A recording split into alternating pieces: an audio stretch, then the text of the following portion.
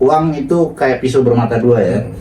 Di satu sisi kita butuh, di sisi lain bisa membunuh lu. Wah, Oke. beres selama nggak ada uang. Gitu. Beres karena selama nggak ada uang. Iya, selama dia belum pegang uang dia beres tuh. Karena kan lu lihat sendiri di progresnya kan. Iya. Oke, bagus. Tapi begitu dia kerja dan punya uang, nah dia nggak bisa kendali uang dulu mungkin. Penyakit canduan kecilnya dulu. Tetap akhirnya gongnya adalah ketemu teman. Karena kan selalu gitu ya jahatnya dunia ini, jahatnya dunia. Saat kita udah mulai pola kita udah mulai rusak, datang aja tuh bajingan-bajingan yang udah lama nggak ngubungin, datang ngajak make.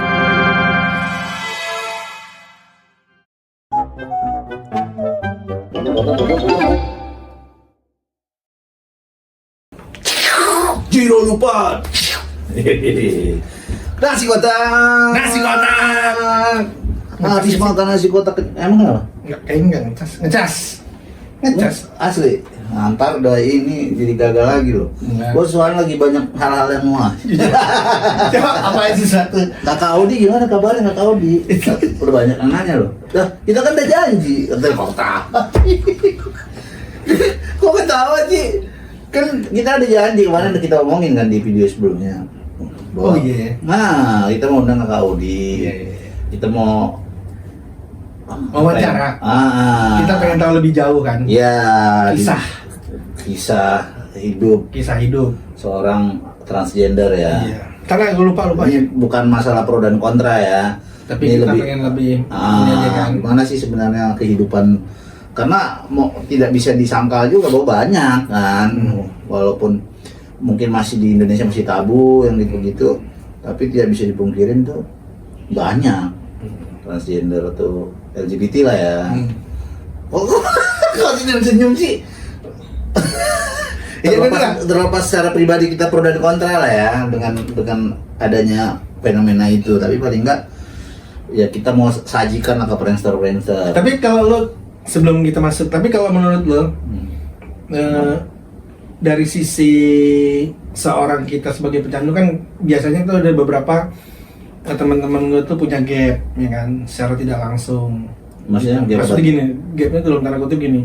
Ya ada beberapa mereka ada satu sisi yang mereka tidak nyaman yang antara komunitas A dengan komunitas B misalnya kayak pecandu dengan kan ada beberapa tuh yang teman-teman yang merasa dalam tanda kutip tuh tidak terlalu dekat dengan LSL, tidak terlalu dekat dengan transgender gitu kan lu bukan satu komunitas sama kita jadi merasa dalam tanda kutip tuh secara pertemanan sama-sama marginal nih ya kaum marginal ya yang ini maksud gue yang punya risiko tinggi lah ya gitu. Nah, lo melihat situasi itu kalau misalnya lo dihadapkan dengan pertemanan yang orang yang LSL, komunitas LSL, transgender tuh lo sikap lo tuh seperti apa dan bagaimana?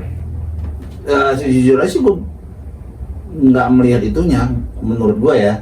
Mau satu misalnya gue sebagai edik gitu ya, sebagai pecandu dengan pecandu sekalipun kalau memang pecandunya ngapain kan gitu ya, nggak mau juga gitu kalau memang LSL-nya ataupun teman-teman yang beresiko tinggi lah ya tadi istilahnya, komunitas lain yang beresiko tinggi juga tapi asik aja gitu. Lu ada punya teman?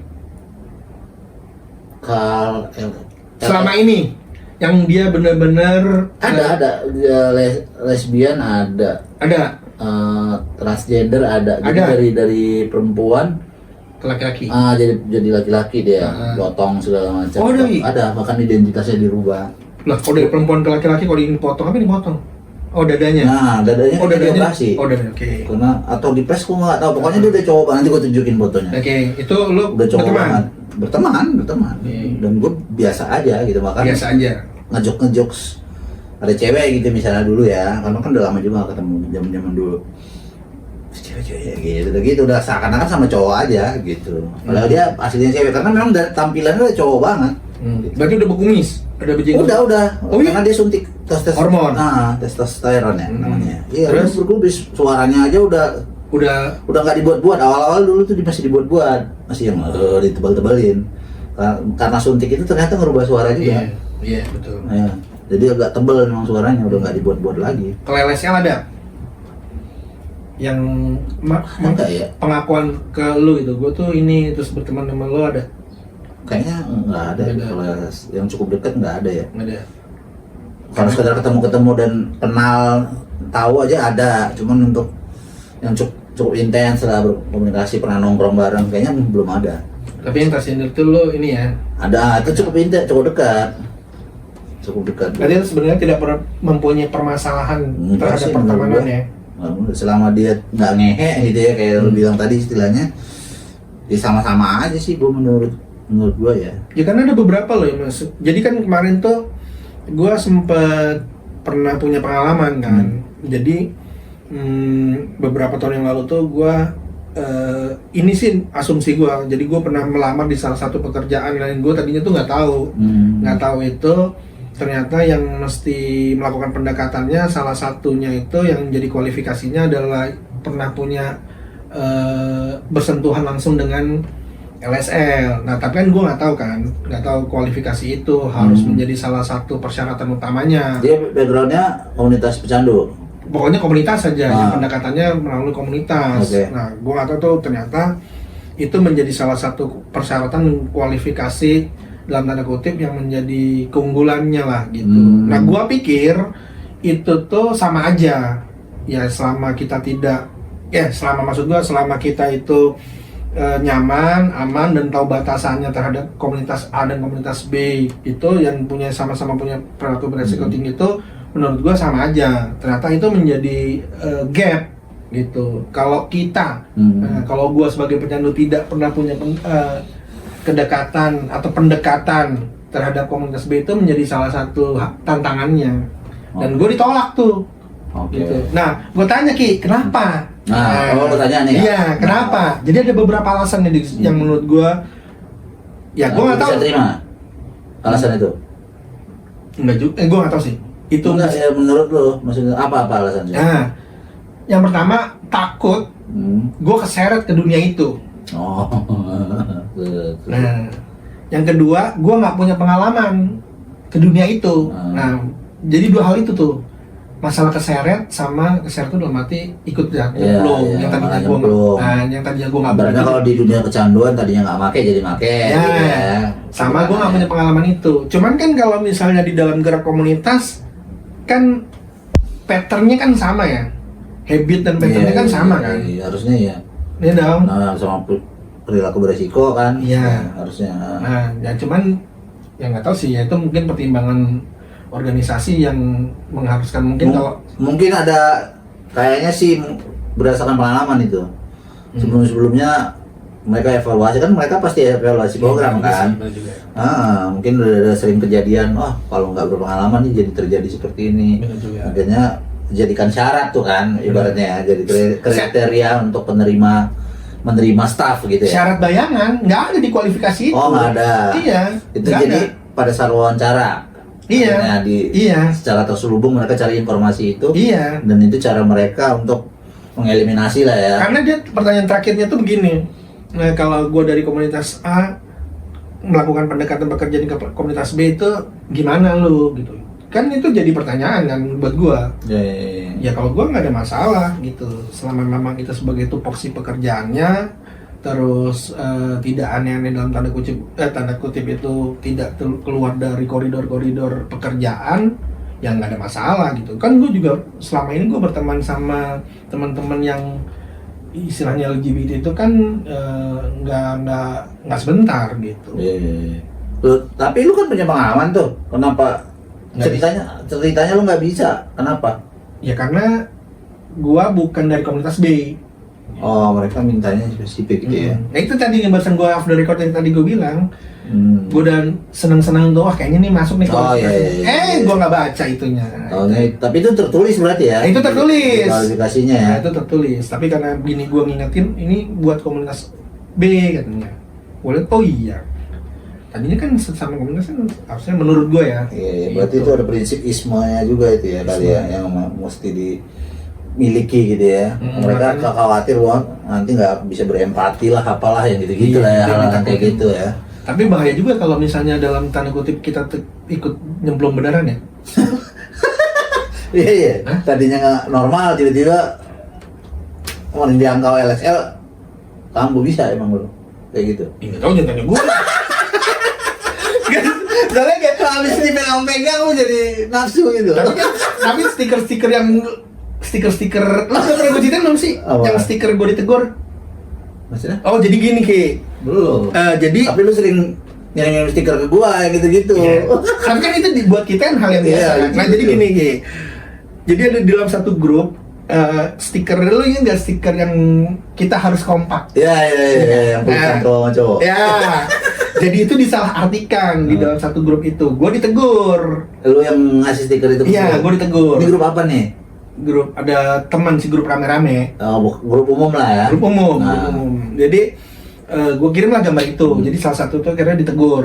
Nggak bisa nih, gambar ini kayaknya menandakan bahwa ini tidak ini fair dan segala macam karena ini gini-gini gitu-gitu. Nah, gue tuh etis lah, segala betul, macam. karena di Karena situ mendukung ini apa-apa gitu-gitu ya, lah ya. karena di situ ada dokter, Ah. dokternya perempuan. Jadi gue tuh udah akan menebak bahwa ini akan menjadi kontroversi di dalam grup itu. Jadi kenapa lo kirim kalau? Ya kan itu kan nggak niatnya kan bukan niat.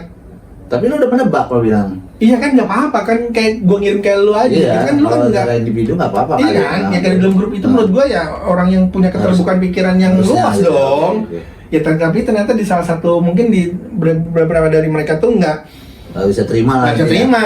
Nah, terus? gue tegur kan, nggak bisa gini-gini. Terus gue bilang ya nggak apa-apa. Menurut gue ini kalau misalnya lo mempunyai keterbukaan pikiran, stiker ini adalah stiker yang bisa menandakan persahabatan. Gue Nah. bilang gitu kan nggak menandakan Bukan bahwa stiker ini Comments lah intinya ya. iya dan tidak menunjukkan stiker ini adalah salah satu bentuk mendiskreditkan komunitas dan ini tulisannya juga kita harus kompak dan segala macam, tidak ada segala. Kalau lu menggambarkan stiker ini stiker yang keterbukaan pikiran ya menurut gue itu sah-sah aja. Iya. Tapi kalau lu tidak terbuka pikiran lu yang menandakan stiker ini stiker yang porno, ya lu akan menggiring gambar ini ke situ terus, gue bilang gitu. Tergantung cara sudut pandangnya. Jadi lu mesti harus ini dan terus akhirnya.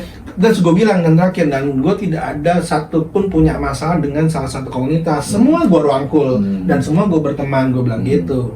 Ya akhirnya dia diam. Intinya dia sebenarnya melarang itu karena dianggap lu menghina pornonya, bukan menghina LGBT. Enggak, pornografi yang gue Menyimpang. bukan pornografi yang gue menyudutkan komunitas LSL. Oh iya, berarti ada diskriminasi juga lu. Iya, tapi kan gambar itu enggak kan? Enggak. Kecuali yang gue kirim Itu gambar, lucu aja. kecuali yang gue kirim yang gambar udah berak.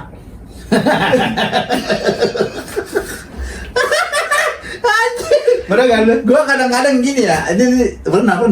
Atau yang bapak kok bisa nyium pentil? Anjing bisa aja lo, itu dari mana? Bener kan gue kirim? Ada. Apa coba pikiran lu? Jadi, gua agak ngeri. Jadi gini, kan tadinya gua lucu-lucuan dia. Ya lucu. Iya, maksudnya kita kan lucu-lucuan kita ya. Terus? Nah, jadi ada satu kejadian yang buat gua anjing aneh juga jadi awkward gitu. Ke siapa nih? Nah, makanya denger dulu Oke. kejadiannya. Lu ya kayaknya yang jadi kita lagi Gua, chatting. emang gua ini. Iya, kayaknya emangnya lu lagi chatting kita tuh kayaknya. Oke. Lu ngirim stiker gitu. Gua ngirim dari lo kan? Iya. Oke. Ada yang lihat. Jadi siapa ya dulu ya? Kayaknya gua lagi di tempat ibadah kayaknya itu malah justru habis ibadah kayaknya. Gua lupa gua. Yang pasti ada yang lihat. Akhirnya gua sampai nggak bisa berkata-kata. Ini stiker yang mana nih? Yang mana nih stikernya? Yang Yang merah? mana ya? Pokoknya yang Pokoknya gitu lah ya. yang Nah, terus miring banget lah yang entah yang apa lupa lah gua yang udah miring banget. Pokoknya ada situasi yang awkward, dia nggak ngomong, gua nggak ngomong. Cuman sempat kelihatan gini gitu, dia jadi kayak pura-pura nggak lihat. terus Dia mungkin nggak niat mau ngeliat chat gua ya, cuman dia kebetulan gua lagi duduk, posisi dia berdiri gini gitu, dia lagi ngobrol, gua lihat handphone, terus dia pas gini, dia gua jadi kan ngeri ya. Gua saat itu ya aneh asli gue gitu. Ini gue tutup aja kan serba salah ya, mau gue langsung tutup seakan-akan gue nyembunyiin kan gitu ya. Terus akhirnya gue diem ya, karena dia diem aja gue diem aja, gue biasa-biasa aja gitu ya. Cuman ya kita kan nggak tahu isi pikiran dia ya, kali anak nih gay atau apa kali gitu, tapi bodo amat. Cuman di situasi itu gue jadi ingat gitu bahwa anjing aneh juga ya gitu. Tapi itu perspektif kan? Iya, perspektif lah. Iya. Gimana orang cara berpikir orang aja gitu. Iya, makanya. Nggak bisa kita kendaliin kan intinya kan. Mungkin yang ngabisin waktu juga lah, gua harus jelasin malah lebih aneh lagi kan. Kalau toh pikiran dia udah memang aneh lihat gua, mau gua bilang enggak, gua nggak gitu, lebih aneh lagi. Ngapain lu dijelasin? Gua kan nggak ngomong kan. Lebih aneh lagi gitu loh ibaratnya. Oke, udah cukup ah. Nggak, sebenarnya apa ya? Hah? Nggak, maksud gue ya. Juga apaan? Nggak, maksudnya itu perspektif kan. Jadi gue emang akhirnya banyak yang ngomong ke gue gitu. Ya kalau segala pertemanan menurut gue nggak ada masalah sama siapa aja kan, kita nggak ada masalah sama siapa aja. Selama pada akhirnya tadi kita bilang kita nggak ngehe, terus dia juga tahu situasi kita kayak gimana kan. Maksudnya selama mereka nggak dalam tanda kutip kita ataupun mereka, maksud gue tidak kelewat batas dalam tanda kutip, menurut gue sah-sah aja kan berteman dengan siapa aja. Iya, sah-sah aja. Malah kadang-kadang ya, cara berpikirnya gini ya, maksudnya ya kalau perilaku lu normal gitu lah, artinya normal dalam tanda petik ya, tidak ada yang menyimpang-nyimpang begitu. Tapi lu membebani gua gitu, atau istilahnya curangin gua lah ya, nyurangin gua atau apa, sesuatu yang tidak menyenangkan buat gua, ya buat apa juga gitu kan gitu ya. Jadi lebih ke situnya sih kalau gua nggak membatasin itu, karena ini orang gay atau apa gitu, terus gua langsung enggak sih, gua kayaknya nggak pernah kayak gitu. Malah kadang-kadang sifat bullying gua keluar dengan orang kayak iya, kadang-kadang yang memang gua coba tahan gitu, kadang-kadang mau gua ceng-ceng. Itu bahaya tuh. Itu nggak boleh kan, di situ yang negatifnya di gua ya. Kalau untuk menghindar gua enggak, gua jadi menghindar geli ini apa sesat apa enggak lah, gua nggak begitu. Makanya malah gua iseng gua yang keluar gitu dengan orang-orang kayak gitu kadang-kadang. Makanya nanti kalau misalnya kalau tahu dia ini jadi, ya kita mesti ngobrol benar-benar secara yang Dewasa. Gimana? Batasan-batasan mana aja yang akhirnya kita nggak bisa ini kan? Kita nggak bisa ini. Takutnya Kan? tersinggung gitu. Tapi orangnya gampang tersinggung. Kau nggak tahu juga gue ya. Gimana sih? Agak ini gue maksud gue ya kalau ngobrol asik, maksudnya ngobrol kita sebatas ini. Tapi gue nggak bisa belum pernah ngomong seintens bagaimana akhirnya kita kayak ngobrol kita sebodor-bodor gini gitu. Kalau nanti kita tiba-tiba main undang terus tiba nyeplok plak dia ini mampus kita. Diangkat lagi sih mampus gitu. Lu. Oh dia ada diskriminatif nih. Iya, itu gue takut. Bisa dibully satu komunitas. Tapi lu lihat deh, nanti gue kasih juga gambar fotonya. Emang ini ada sesuatu hal yang menurut gue jadi vulgar gitu. Oh ya deh. Oke. Nanti gitu. Oke, jadi itu sepintas lah ya tentang Kakak Audi. Sehat selalu. Rencana kita untuk mengundang dia. Kita pikirin matang-matang. Udah lama soalnya kita udah berapa episode nggak? Iya. Pembicara. Yang kita undang nanti juga ada beberapa calon lagi lah yang mau nanti gua. Tapi jangan calon-calon yang nyerempet ke sana. Enggak ada. Gue males.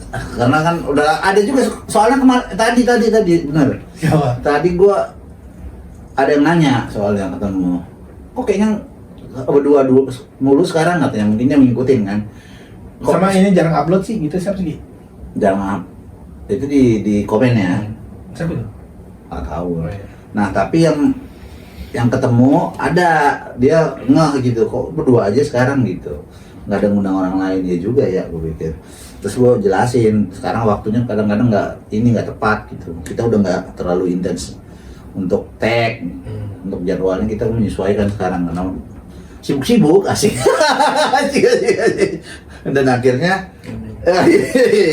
Dan akhirnya gue kepikiran gitu ya, gue buat list lagi lah orang-orang yang mungkin berpotensi untuk kita undang, karena itu cukup ngebantu kita juga kan untuk ngebahas topik-topik baru yang menarik, yang menantang ya.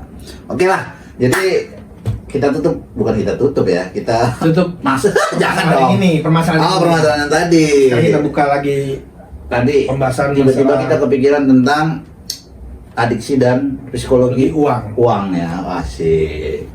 Karena ini memang sangat erat banget sih menurut gue langsung oh iya juga ya.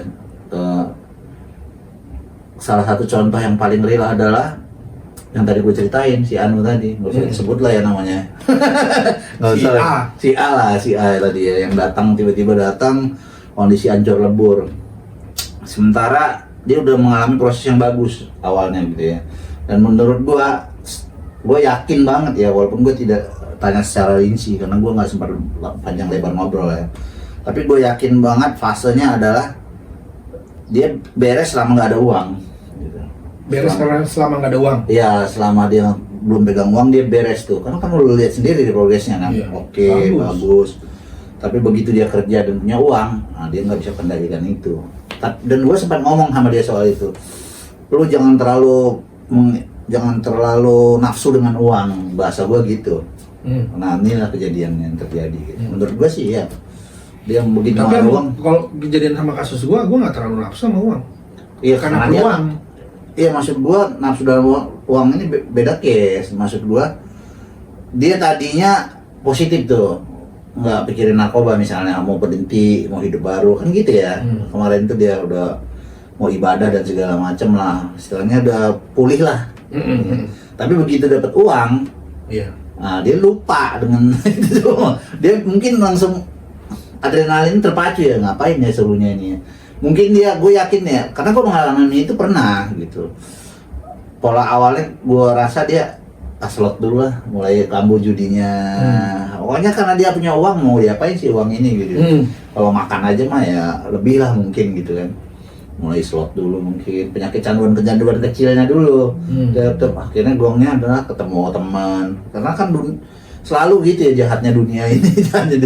Saat kita udah mulai, pola kita udah mulai rusak, datang aja tuh bajingan-bajingan yang udah lama nggak ngubungin, datang ngajak make yang gitu kan selalu ada. Kalau berdasarkan pengalaman gue ya ada tiba-tiba tuh kalau nggak pernah ngubungin, ini gue ada barang nih, yuk ini. Gue rasa dia mengalami fase itu gitu mungkin. Dia masih positif, yang penting nggak nyabu mungkin, atau nggak pakai narkoba, main slot doang kok, gitu refreshing, atau dia refreshing, gue cuma minum misalnya, atau apa hal-hal yang menurut dia fine aja gitu selama gue nggak kembali ke drugs utama gue. Dia mungkin gitu kan, selama pekerjaan gue masih bisa gue lakukan. Tiba-tiba masuk tuh setan. Sini lu ada ini mungkin ya. Gue belum tanya detail dan nggak punya waktu, nggak sempat lah intinya pas saat itu untuk menggali sedalam itu. Cuman gue bisa prediksi kemungkinan akan kayak gitu polanya. Dan begitu yang pertama udah. Tapi berarti kalau menurut lo nih fase itu akan datang ya? Akan datang. Ya? Kalau makanya gue sangat khawatir gitu, tetap khawatir sampai sekarang gitu dengan hal-hal kayak gitu. Gue yang mentoleransi judi kan gue sebenarnya doyan juga. Tadinya main slot, poker gitu.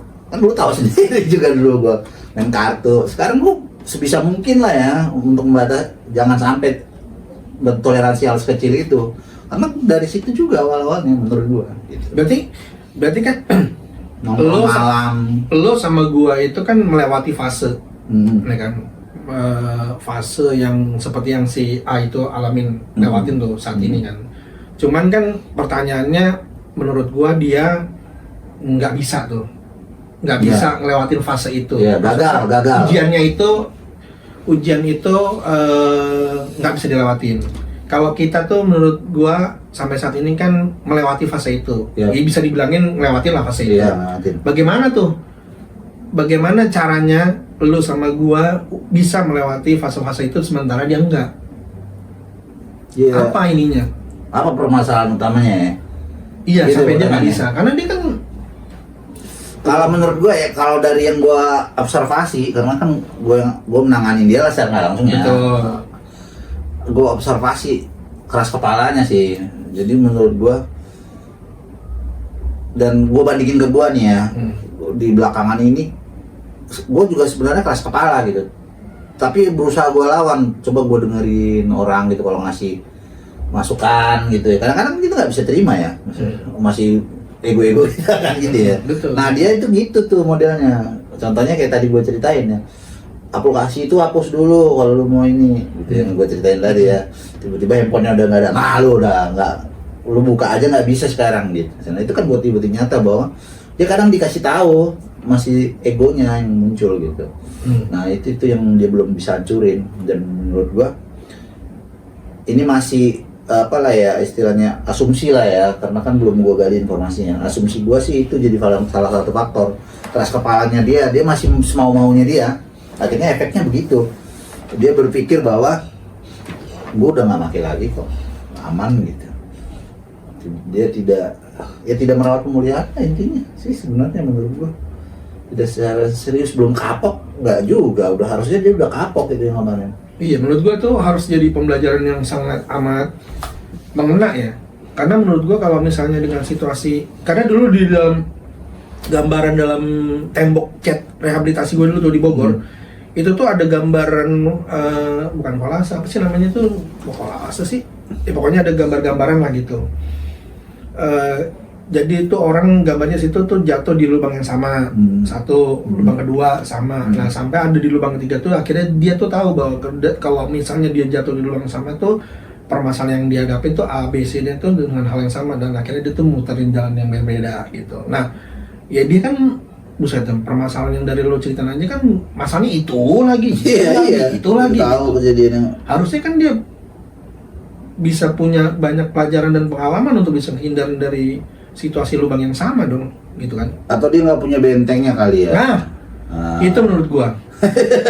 Iya, yang ngebentengin dia gitu, sehingga dia mengandalkan dirinya sendiri yang nggak akan mungkin bisa gitu. Terus warning sign itu kan masih ada, Ki? Ada, dan dia nggak sadar kali. Iya, maksud gua udah dengan pola yang kayak gitu yang sama, harusnya menurut gua kalau dengan warning sign, dengan pola dan kejadian yang sama, harusnya dia punya spider sense-nya tuh udah keluar. Minimal tuh ngubungin lo atau ngubungin support system yang dia bisa hubungin secepat mungkin gitu. Tapi pada saat beda kalau misalnya kasusnya yang lain, kecuali judi dan segala macam. Kalau misalnya yang dia hadapin itu masalah yang sama, menurut gua ya spider sense-nya harusnya udah bisa muncul gitu. Ya dong. Iya, dan harusnya di bahkan sebelum kejadian pertama dia sudah tahu ini akan terjadi nih gitu. Dan bangsatnya lagi akhirnya pas sudah jatuh larinya ke sini. Iya, tiba-tiba ngereng. Ya kan? Tiba-tiba sampai ke sini seakan-akan gue pengen ulang lagi ya, nggak bisa. Dia pengen ulang lagi dan akhirnya dia ngerasa bahwa cuman orang yang bisa ngebantu cuma lu. Iya. Aduh, kita sudah di reject, cabut dia. Nggak tahu nih gimana kabarnya. Mudah-mudahan baik-baik aja lah dia. Ya, intinya bahwa pelajaran berarti di situ menurut gua kembali ke psikologi uang tadi gitu. Itulah bahayanya uang menurut gua. Gitu. Kadang-kadang karena gua pas jatuh bangun mengalami langsung bahayanya uang gitu. Gua jatuh bangun. Jadi gua pernah udah habis-habisan lah semua nih. Udah sampai minus banget gua waktu jatuh kemarin ya. Setelah pulih, setelah jadi profesional jatuh kan. Gue masih awal-awal tuh masih bisa survive lah dengan cara gue cari uang lah gitu ya, sampai gue udah habis banget udah jatuh, udah ngecer di hotspot gitu, udah jual keteng-keteng dan segala macem, udah tiru-tiru di hotspot, udah hancur lebur sampai terutang-utang dan segala macem. Gue sampai pulang ke rumah dan mak gue sampai ngeliat gue, aduh manusia apa bukan nih gitu kali ya. Saat itu akhirnya gue memutuskan berhenti sendiri saat itu gitu. Ini setelah kejadian pokoknya gue ke teman-teman juga udah ngelewatin fase numpang clean up, udah lewat tuh. Nah, gue pernah udah lewat, gagal lagi dan berulang-ulang itu uang selalu kegagalannya. Jadi gue udah berhasil nih berhenti beberapa lama, dapat job gitu, ada uangnya, keder, yang bener-bener apa kali ya sekali. Yang gitu. Itu nggak apa-apa sekalinya karena maksudnya make kan akhirnya. Iya. Akhirnya yang perlu hal yang paling gongnya lah gitu ya, yang membuat gua bisa mengeksekusi yang tadinya bisa gua tahan-tahan gitu. Uang dalam jumlah banyak ya tentunya. Kalau untuk sekali belanja aja mungkin ngapain, nanti habis make mau ngapain gitu, masih bisa kuat. Ini tiba-tiba jumlahnya agak banyak gitu, yang habis make lu bisa main perempuan, bisa contohnya bisa judi, bisa apa yang gitu, jumlahnya agak banyak gitu. ya kadang-kadang kita nggak mampu gitu. Biar seakan-akan gini ya, sederhana otak gobloknya pecandu aktif itu ya, nggak apa-apa deh gue ngerasain sakitnya ntar, yang penting senangnya dulu sekarang. Itu dia tuh, bener asli. Itu momen key point-nya gua melakukan itu. Ntar lah Di samping peluang. Iya benar. Anjingnya Iya. itu, makanya gua ngeri. Menurut gua salah satu yang menjadi kejatuhan kebanyakan dari kita tuh judi perempuan sama uang. Ya. Judi perempuan sama uang. Itu mesti jadi ini banget tuh, mesti jadi penekanan banget buat diri kita untuk penekanan diri sama pengingat diri kita untuk sebisa mungkin kita hindar untuk hal Jadi kayak gitu. rambu-rambu yang harus diperhatikan lah ya, ibaratnya khususnya dalam teman-teman atau kita yang sedang dalam recovery lah ya. Tentunya. Perempuan tuh maksudnya seks ya, melakukan hubungan seks ya. Ya. Gitu. Maksudnya Substitusi. berganti-ganti pasangan gitu ya, Iya, contohnya ya, iya. atau bermain pijet. Karena dulu waktu gue di Bogor itu yang sangat menjadi ikonik pelajaran ikonik, mungkin lu juga pernah diajarin kali, itu ada yang namanya telur adiksi tuh. Oh iya. Ya kan, di situ ada tuh masalah uang dan masalah seks. Itu perlu juga kayaknya kita bahas itu ya, atau sesi khusus nanti. Itu old school banget Oh, itu. tapi berbobot menurut gua telur adiksi itu karena Iya. real. Iya, Sampai real. sekarang masih relevan. Iya. Benar. Walaupun memang Apa tuh bahas sedikit dong? iya telur adiksi. Awalnya, iya, Kenapa awalnya namanya drugs dulu ya. Ya apa aja bebas ya, Apa? karena kenapa drugs, karena kita kan permasalahannya karena di drugs ya. Iya, Mungkin iya. aja kalau misalnya orang yang punya permasalahan dengan seksualitas, hubungan seks yang kemana-mana dan tidak aman, ya mungkin seks yang di awal. Cuman kan kalau adiksi itu kenapa namanya telur kan? Intinya apa tuh? Ya nama telur kan pada saat mereka pecah, mereka itu kan merembet kemana-mana kan. Permasalahan yang akan kita hadapi sebagai seorang pecandu tuh nggak cuma drugs saja, karena kan mindsetnya kita tuh sebagai seorang pecandu itu kan ya drugs saja, nggak ngomongin masalah-masalah yang lain. Ya. Nah, telur adiksi itu mengajarkan kita, mengingatkan kita dan mengajarkan kita bahwa pada saat drugs itu bermasalah, ternyata permasalahan Ada hal-hal lain itu juga muncul. sebenarnya yang muncul yang diakibatkan oleh itu gitu ya. Ada seks, ada kekerasan, ada kriminal, ada uang Salah satunya. Uang tuh Baru virus. virus, karena virus itu kan tempelannya akhirnya pada saat lo melakukan hal semua melakukan tidak aman, punya resiko tinggi, akhirnya ke virus. Iya, Itu iya, kan iya. uang tuh di dalam produksi canggih tuh rehabilitasi gua tuh. Asik old school ya. Old school, walaupun old school kemarin akhirnya oh iya juga ya. Tapi pertama kali gue dapat materi itu memang juga ya. Relevan, Iya, tapi udah relevan. udah old school. Iya. Jadi kembali ke uang tadi ya.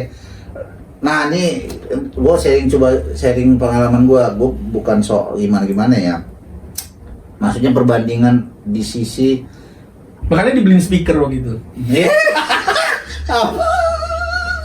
Gila, masih aja. Terus kan dia kata, Apaan siapa sih? kan si live tuh kan. Oh dia live. Live tuh Ah. kan. Si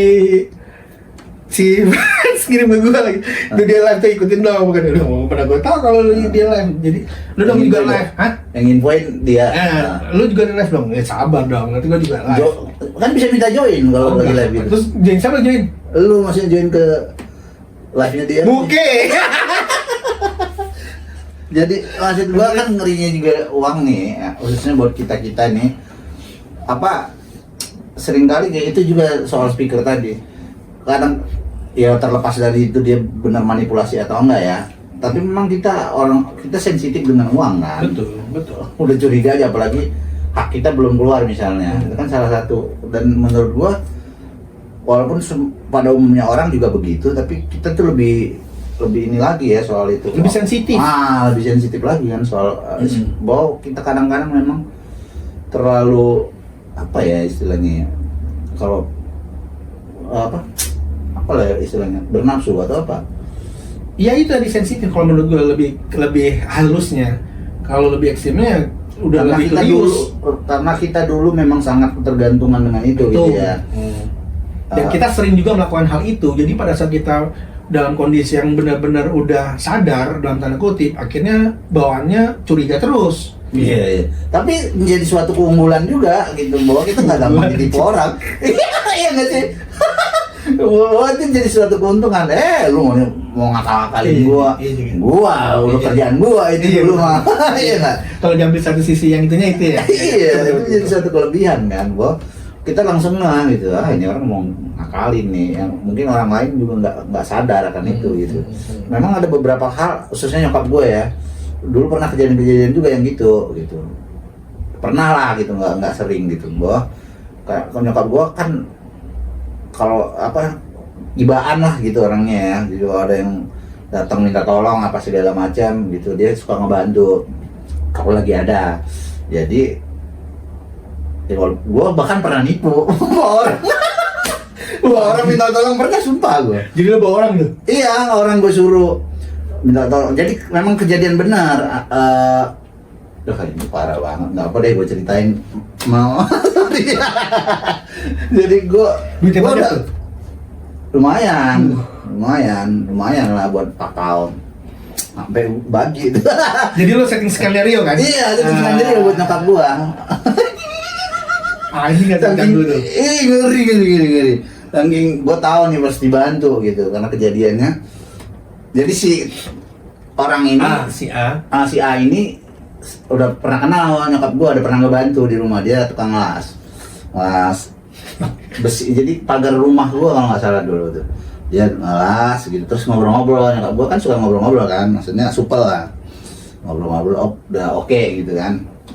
Gue di awal itu belum ada rencana, jadi berikutnya ini sama-sama tukang sama make kan gitu sama teman gue ini. Jadi ada satu momen udah blank nih kan, kalau nggak salah gue ada utang lah gitu, akhirnya terutang, nggak ada solusi lagi nih hidup gue kan, gimana caranya nih dapat duit. Gue pernah si teman ini mertuanya kalau nggak salah ya sakit atau meninggal gitu, lupa gue. Ngejual nama mertua akhirnya? Iya. Lu mau nggak? Gue bilang, ini pasti dapat nih duitnya, gue bilang. Dia sama-sama blank juga, ayo deh gitu katanya. Cuman gue nggak berani ngomong, udah gue yang ngomong. Gue bilang, yang penting lu iya aja, gue bilang.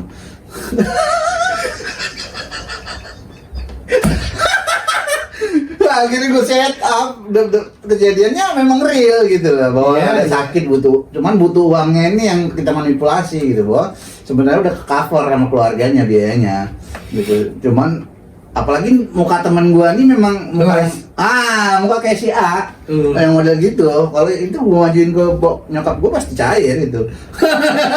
Dengan cerita yang bener ya maksudnya. Akhirnya gua majuin cair tuh. Tapi yang lucunya ini tadi itu intinya bahwa tapi manipulasi dan settingnya tuh ini banget ya. Akhirnya tapi untuk berikutnya kalau gua butuh apa-apa sama nyokap gua, minta sama temanmu, karena kan nggak dibayar kan, itu kan minjem jatuhnya sebenarnya. Kita ngomongnya minjem, bahkan itu dilebihin loh, saking kasihan nyokap gue. Jadi minjem berapa ada lebihnya dikasih sama nyokap gue, gila nggak? Akhirnya dibayar tuh. Cuma nyokap gue marah nggak? Enggak, cuman pas gue butuh sesuatu, dia baru inget tuh. Nggak, tapi itu mana si Anu tuh, cuman kalau nggak ada kejadiannya nggak nyariin gitu. Tapi maksud gua ketahuan nggak sampai sekarang? Enggak. Oh enggak ya, masih tetap skenario-nya masih tetap kesimpan. Iyalah. Atau mungkin nyokap gua ini pasti nipu, tapi ya udahlah memang anakku gila, atau mungkin gitu dalam hatinya kali ya. Karena memang nggak balik lagi tuh orang, bahkan gua udah suruh mau balik aja, datang aja lagi ngomong ke nyokap belum ada apa gitu, nggak berani temen gua. Tapi sekarang masih ada orang nih? Dulu. Nggak, sekarang masih ada orang? Ya nggak tahu di mana sekarang, kalau nggak pernah komunikasi, nggak bolos kontak. Itu kan teman di hotspot. Dulu dia ini usahanya tuh nggak? Dia awal, itu nggak apa gue ceritain deh. Dia awalnya dulu punya skill lah ya, teknik maksudnya orang. Oh punya skill? Iya skill. Dia buat pagar bisa, ngelas terus. Pokoknya yang teknik lah, perbaikin apa-apa dia bisa lah gitu ya, nggak terlalu rumit. Akhirnya dia karena tempat di dekat rumah gue itu ada hotspot, terus jual nyewain alat hisap tuh lebih cepat duitnya. Akhirnya skillnya hilang tuh. Kerja kerjanya itu bener. Jadi dibuat alat hisap tuh yang canggih-canggih lah. Lumayan loh itu. Aduh gila. Sekali pakai itu 5.000 kalau di sana. Itu lebih cepat putarannya lah. Wah, lumayan. Orang sampai dia nyetor ke punya tempat, dia sampai buat gubuk. Bayangin aja 10 orang aja udah gocap deh.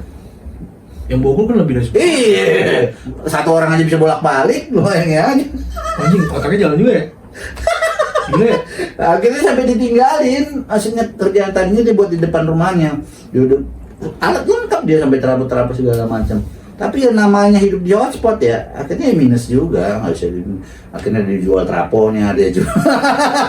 Padahal income-nya udah lumayan kan dari alat itu kan. Cuman kontrol diri kan penyakit kecanduan gitu, penyakit perempuan kah apakah kan itu yang mulai muncul kan pasti. Nah kembali ke psikologis uang itu, pada akhirnya gua mau bandingin ini tadinya di fase terakhir gua sebelum pulih gitu, sebelum gua ketangkep sama gua sesudah pulih, dan itu menjadi pelajaran hidup soal uang soal uang ini gitu. Ini agak-agak sok-sok religi juga nih ya. Bahwa gue berusaha berpikir gue jangan khawatir gitu soal uang gitu, karena ya pasti dicukupin gitu, gue merasanya gitu. Nah, gitu ya, apapun yang gue kerjakan gitu, karena gue mengalami fase dimana pada saat terakhir gue sebelum ketangkep kan putaran duit gue kan lumayan ya, setiap harinya dapat, tapi tetap aja nggak menikmatin lah ya, atau gimana ya istilahnya. Berapa tuh dalam putaran hitungan, kenapa lo bilang lumayan tuh berapa? Iya jutaan lah sehari kan. Sehari? Iya lah, pas terakhir itu kan dulu banyak pasien gua. Dari online aja berapa? Sehari? Iyalah, ada lah. Berapa tuh kalau maksimal coba sehari? Paling 2.000 lah. Sehari? Iya bisa sampai. Bisa. Kalau pas lagi rame. Kalau sepi aja gua paling dikit. Karena kan di sini orang ya emang bahas itu. Enggak, iya. Kali beli minimal kan 200. Pakai paling kecil. Kalau di sini. Ya lu bayangin aja kalau yang 205 aja udah 1.000. Gila ya. Belum yang repeat order. Makanya gua dicium, istilahnya berkecium gitu. Makanya gua pengen jorok juga sih ya. Iya, makanya gua nggak apa namanya. Waktu ada isu si A nyepuin gua, si B, gua nggak mau, udahlah memang gue yang goblok, nah gitu, karena gue nafsu dengan uang itu, akhirnya kontrol diri gue kurang. Harusnya memang gak gue lakukan lah ya, tapi kalau pikiran gue memang mau melakukan kerjaan itu, harusnya gue lebih pintar gitu manage-nya. Gue sewa satu orang, nah gue bayar untuk dia urusan ini, gue semua gue handle gitu. Yang sebenarnya karena nafsu, uangnya banyak, gue bisa ini, padahal tapi lu nikmatin ya, sempet nikmatin ya? Ya nikmatnya dalam ketololan gitu, maksudnya judi. Ya hal-hal yang tolol, apa yang nikmat, barang aja gak ada yang gue beli, apa ya gue beli? Sempet. Motor?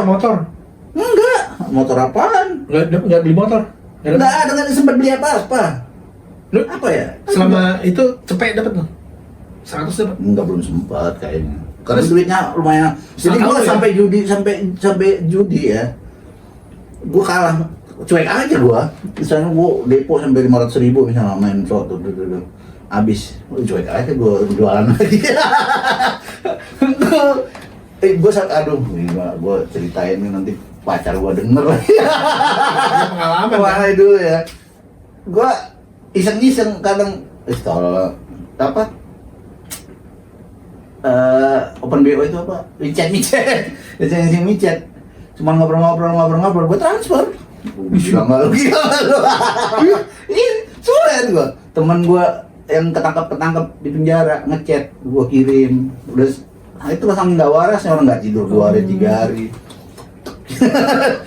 Gua ngerasa duit itu gampang gitu. Itu gampangnya ya? Iya. Gitu. Yang penting udah, apalagi kalau udah dapat, kan gua jatuhnya beli kontan deh ya. Jatuhnya beli tunai. Jadi setoran tunai gua udah dapat nih. Udah gua kirim misalnya ke yang, karena gue 2 tempat belinya, yang di Medan sama yang di situ. Udah nyampe, itu kan udah duit keuntungan semua selanjutnya kan. Iya. Jadi gue udah anggap enteng gitu, mau dapat makan gue di rumah kakak gue, nggak mikir, udah jarang lagi makan. Udah giting kan, gue sampai nyetok minuman berapa banyak gue di rumah untuk basian tidur. Kayak orang Minuman apa? ya minuman botol Amer, Oh, alkohol. Oh, gue pikir alkohol. ini minuman aqua gitu. Enggak. Minum gue stok di rumah, beli online. Kayak orang lu ya? Iya. Gua kadang-kadang saking pengen kayak bosnya, gua pernah ada tukang parkir tempat gym gua yang lama. Enggak ada temen minum, gua ajak. Yuk, ikut. Mana? Udah ikut aja di danau apa? Dan tempat kita nongkrong itu. Iya. Minum di situ padahal ada security, udah cuek aja gua bilang tuh minum.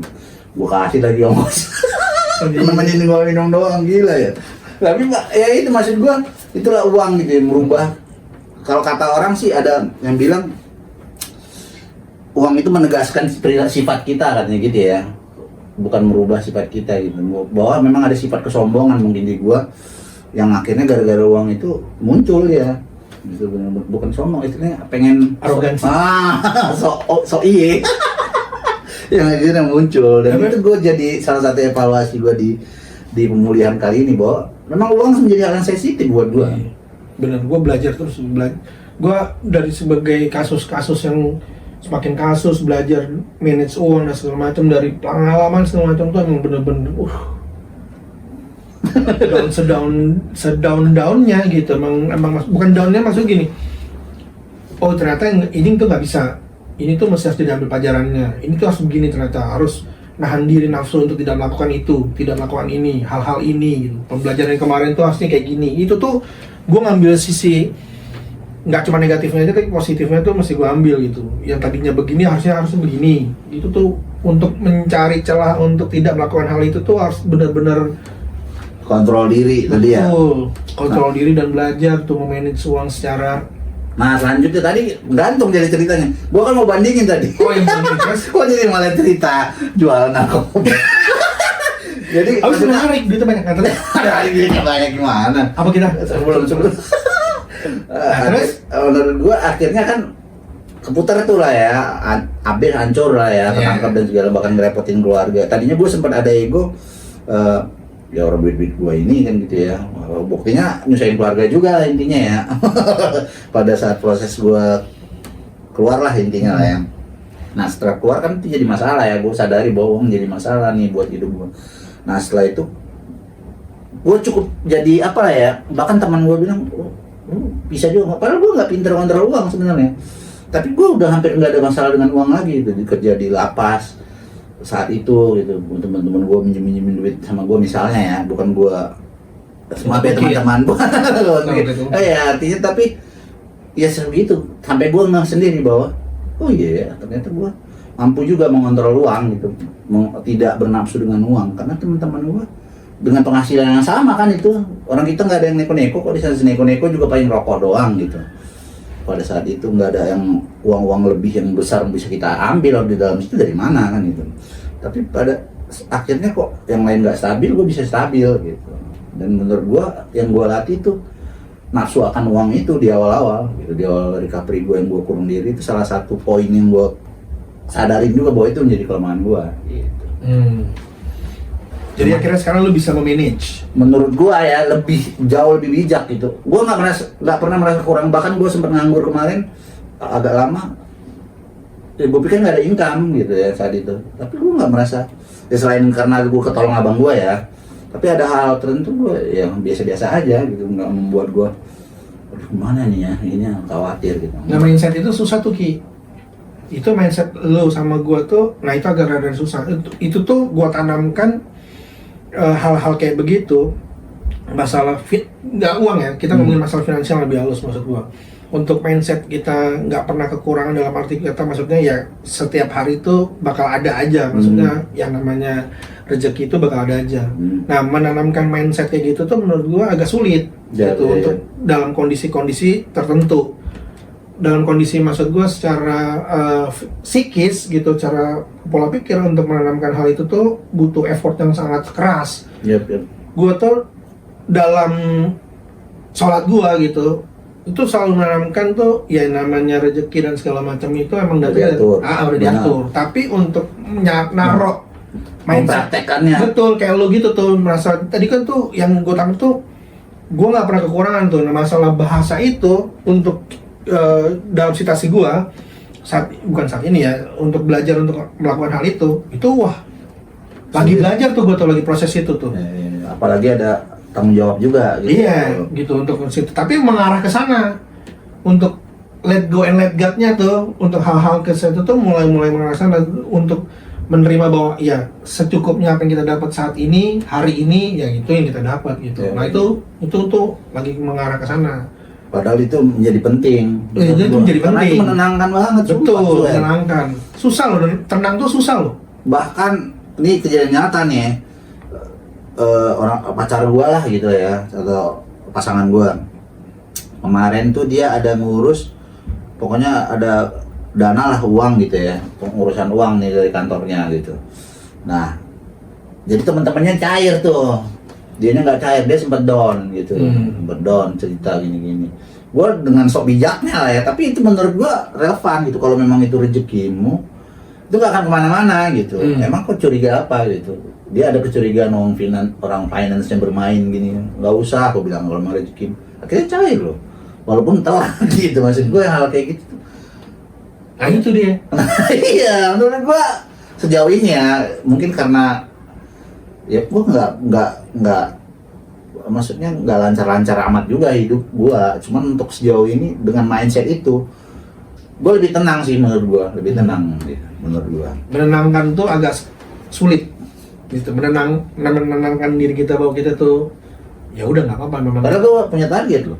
Sama. Gua, maksudnya walaupun gua tidak mentanggung jawabin keluarga gitu ya sejauh ini, tapi gue sebenarnya kan punya target. Iya, dalam waktu dekat ini akan menikah kan. Iya. Misalnya. Sebenarnya ada. Tapi kan kuncinya di awal kan memang lu udah tenang. Maksud gue, lu tuh udah punya pegangan satu dalam backpacker tuh, misalnya kalau lu naik gunung minimal kan lu udah punya preparation yang udah cukup well gitu, udah cukup bagus.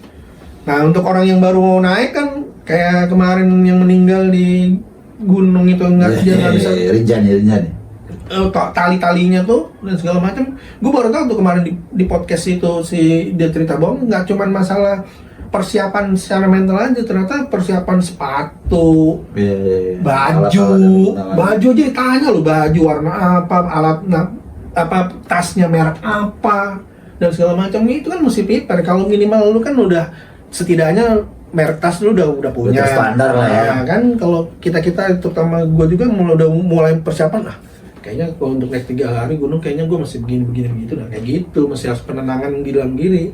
Nah ditambah lagi sama peluang-peluang yang manis. Godaan di saat butuh disediakan gitu. Makanya gue ditawarin untuk sampai saat ini tidak. Nah itu bagus. Gue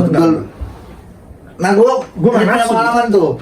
Punya pengalaman soal itu. Jadi karena gue tahu ini pengalaman gue after lapas lah ya.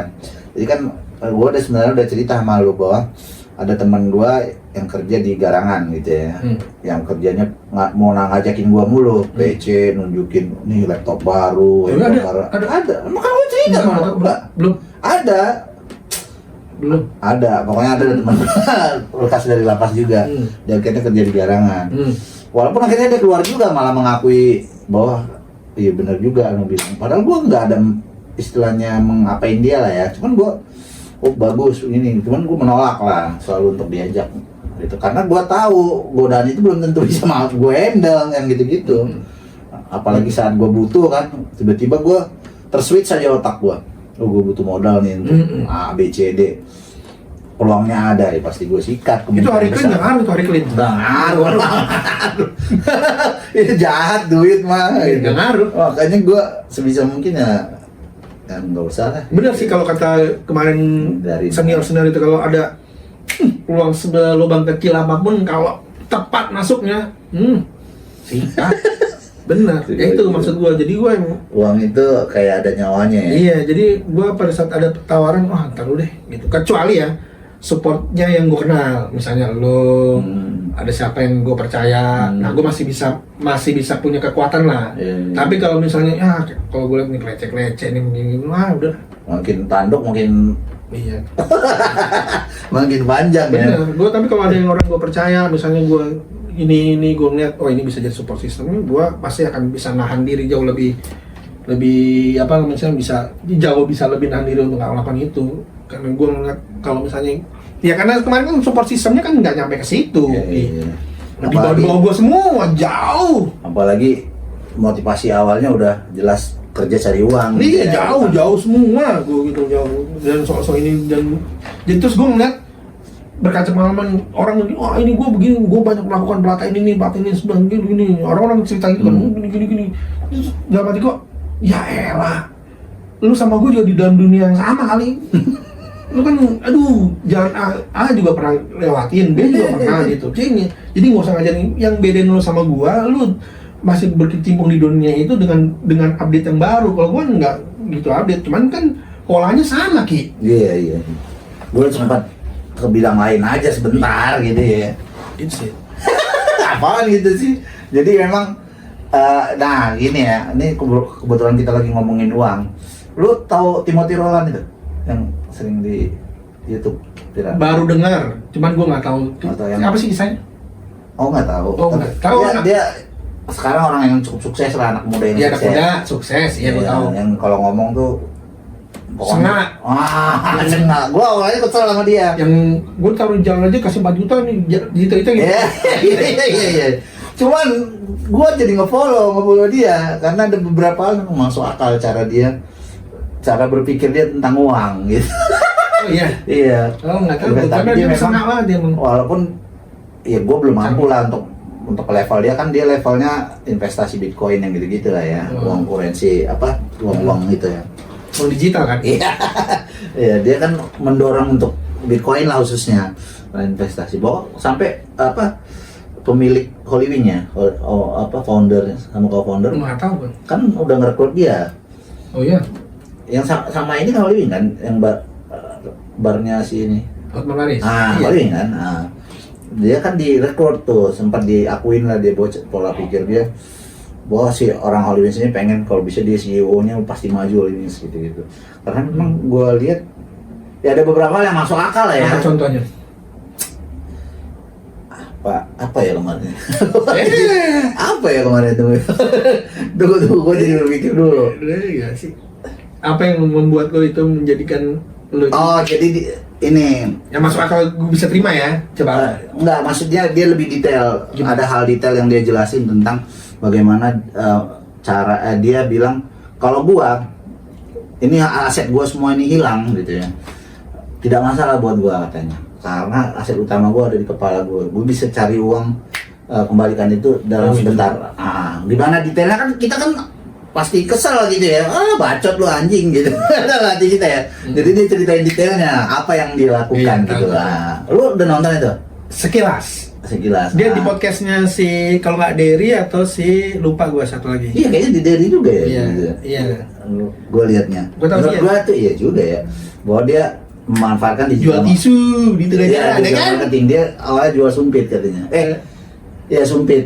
Yang awal tapi yang isu yang diinikan dia go green lah ya. Intinya ini sumpit nggak berbahan plastik yang buat mencemari lingkungan yang gitu-gitu. Pokoknya dia maksimalkan Iya, iklan, tahu. maksimalkan ini juga ya gitu. Bahwa dia intinya dia cari uang dulu untuk cukup banyak untuk memulai investasi di bidang tertentu gitu. Yang dia sarankan akhirnya adalah ya Bitcoin juga ujung-ujungnya. Keren sih maksud Nanti gua. flexing ketangkap lagi. Iya. Menurut gua tahap-tahap yang dia jelaskan ya juga sih. Tapi memang effortnya harus lebih gitu. Terlalu banyak lihat ini sih. Ya gue kemarin enak aja lah. Jadi intinya inti yang gua ambil dari situ sih yang paling utama yang menurut gua masuk akal gitu, bahwa soal uang, bahwa intinya dia yang mengendalikan uang gitu, bukan uang yang mengendalikan dia, dan itu kan nggak mudah gitu. Bahwa kita kalau dapat uang misalnya 100 juta misalnya, belum tentu pemikirannya kayak dia. 100 juta ini gue putar, Iya. kita mungkin beli mobil baru enak. Yang gitu tuh yang susah. Udah tiba-tiba 100 juta aja gua nyicil Ferrari enak. Yang Iya. mindset itu menurut gua yang Iya. juga ya anak semuda ini dia Mindsetnya bagus. itu. Walaupun gua sebenarnya awal kesel banget, anjing songong banget si tolol Iya kan semua kan. Gue kemarin aduh ngapain juga nanti ya. Iya, tapi gua akhirnya karena sering muncul ya, gara-gara Derry juga gitu, suka nonton Derry, dia muncul. Tapi gitu. lu mesti lihat cara pengelolaan uangnya si Raditya Dika juga, bagus juga Ki. Nah, gue udah nonton itu yang dia free apa aja? Free financial. Iya, cara ini. 4%. Itu bagus juga tuh. Iya, iya, Nah, itu iya. dia tuh kalau menurut Pasti gue. kita ketinggalan banget ya Iya. dengan anak-anak. Itu dia tiga udah tua juga ya. Ya enggak lah. Ya, maksudnya ada sepantaran lu lah dia. Iya. Tapi kan cara pola pikirnya, ya kalau kita kan rusak ya, maksudnya kan Dari muda dia juga udah free financial. betul. Dia tuh yang gue dapat dari bini gue tuh, dia tuh sudah menyiapkan dana tabungan anak sekolah pendidikan itu dari dia sebelum menikah untuk anak gitu. Dan bahkan dia namain nama tabungan itu dengan nama-nama tertentu yang lucu-lucu gitu. Ya bahkan dia udah sampai ke sana. Nah kalau kita kan enggak, kita kan rusak, dia acak-acak otaknya. Taunya gimana mabok besok. Iya, mundur dulu otaknya, disusun dulu kabelnya, benar-benar baru jadi sekarang kayak gini. Kan dia kan udah nggak ada rusaknya, coba kalau kena sabu ya. Coba kakao dulu dia. Nah, terus jadi udah berapa lama?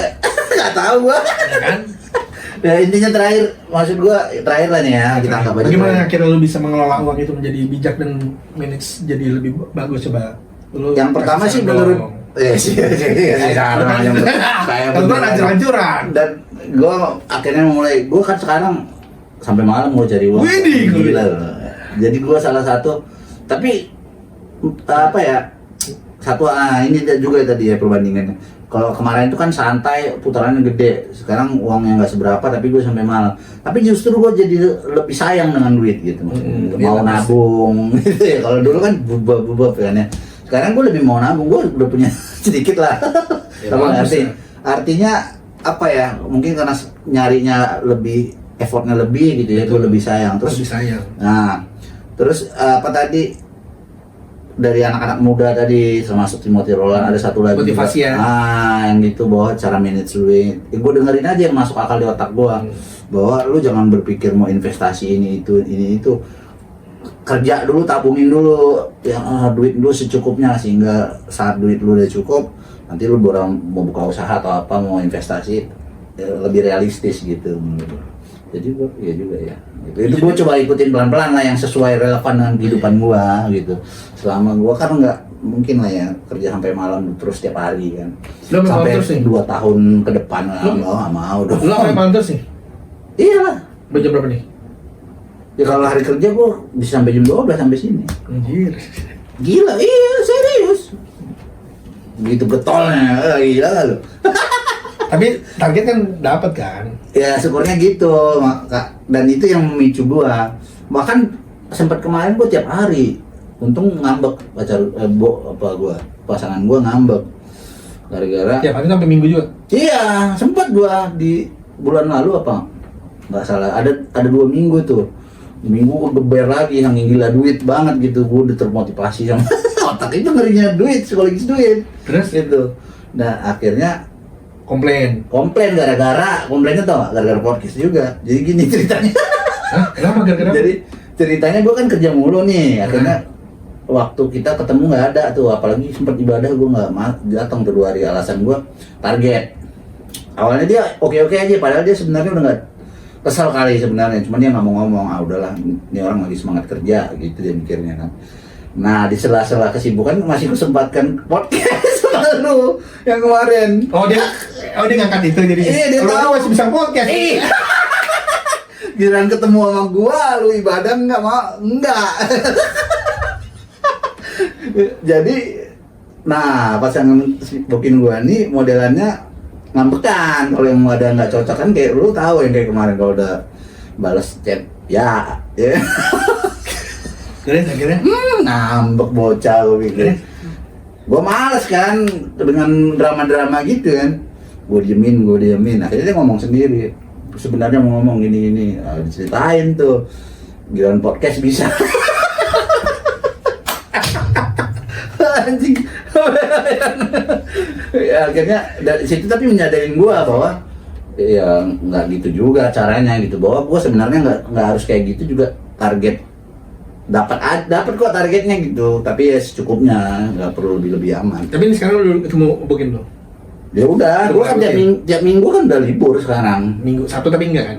Enggak.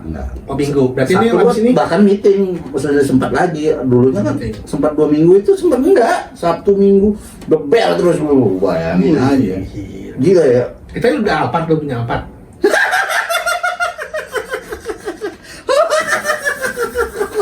Anjing, tapi itu memang momen menurut gua titik yang menarik lah. Psikologis uang ini juga berhubungan juga ya. Gua berterima kasih juga sama Bokin gua. Pada saat itu gua kesal, maksudnya gua sempet terucap dalam hati gua ya, belum gua ucapkan ke dia. Gua gini-gini tuh buat lu juga gitu, sempat dalam hati gua. Masa lu ngambek sih, tolol banget gitu dalam hati gua.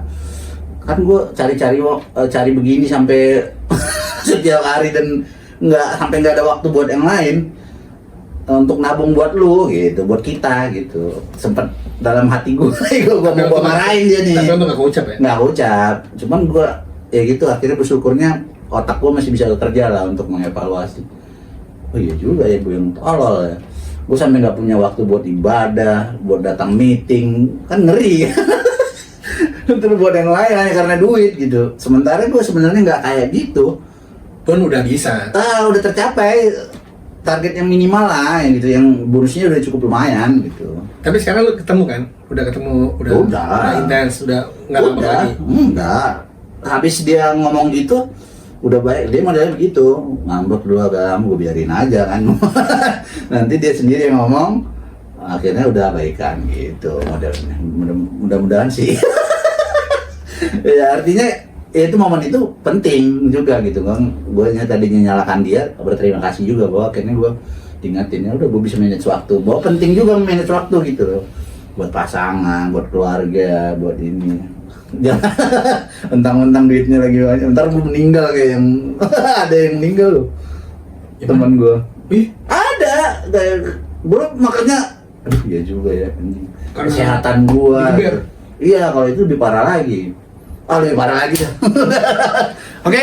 Oke, itu aja cukup. Jadi teman-teman pesan terakhirnya mungkin kita bisa manage. iya, kendalikan diri lu. Soal uang itu kayak pisau bermata dua ya. Di satu sisi kita butuh, di sisi lain bisa membunuh lu. Wah, Oke, tanya.